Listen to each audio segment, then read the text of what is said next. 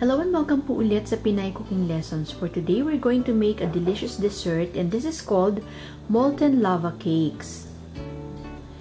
Molten lava cakes are actually chocolate cakes that has a gooey center.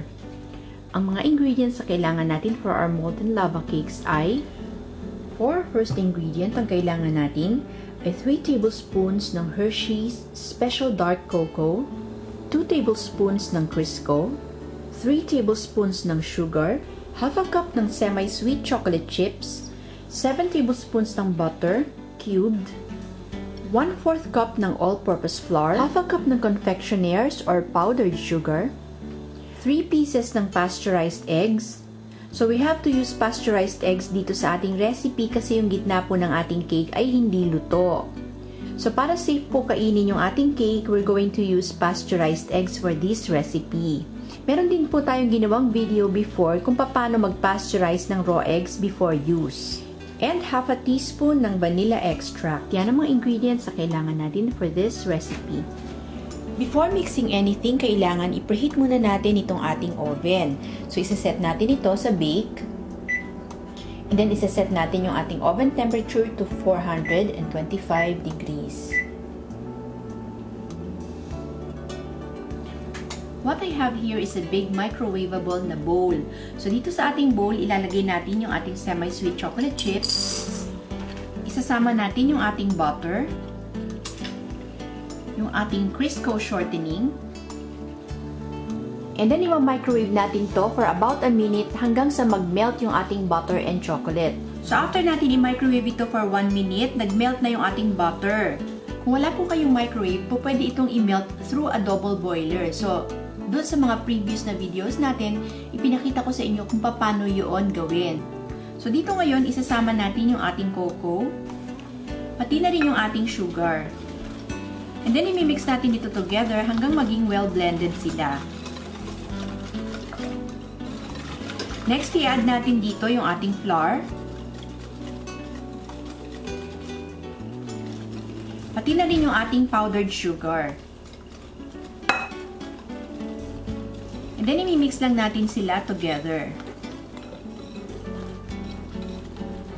To this, i-add natin yung ating pasteurized eggs one at a time.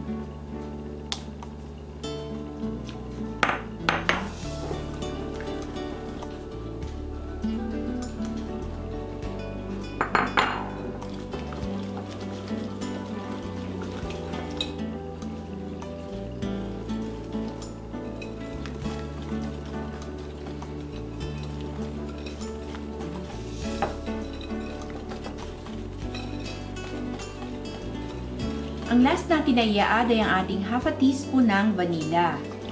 And then, imimix lang natin ito mabuti hanggang maging smooth itong ating batter.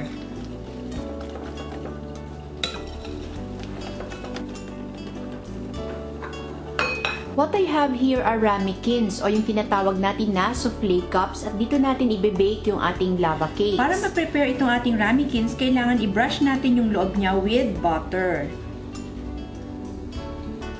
So, i-brush natin liberally with butter yung loob, pati yung sides ng ating ramekins.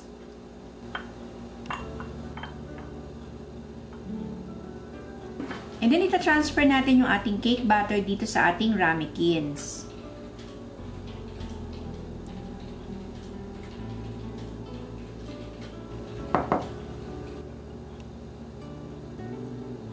So, yung ating mga ramekins ay inilagay ko sa isang shallow pan para sabay-sabay natin ito mailagay sa loob ng oven.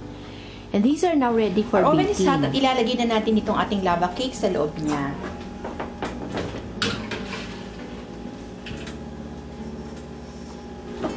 And then, isiset natin yung ating timer to 14 minutes.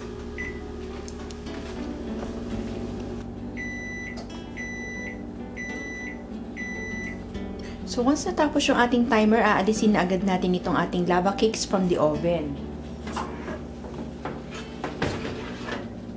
Ito na ngayon yung ating lava cake. So, the top should be firm, pero yung gitna niya dapat ay gooey pa. So, medyo ilulusin lang natin yung edges ng ating lava cake using a knife.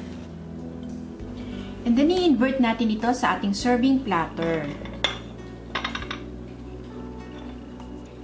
And then, idadust natin yung ibabaw nito with powdered sugar.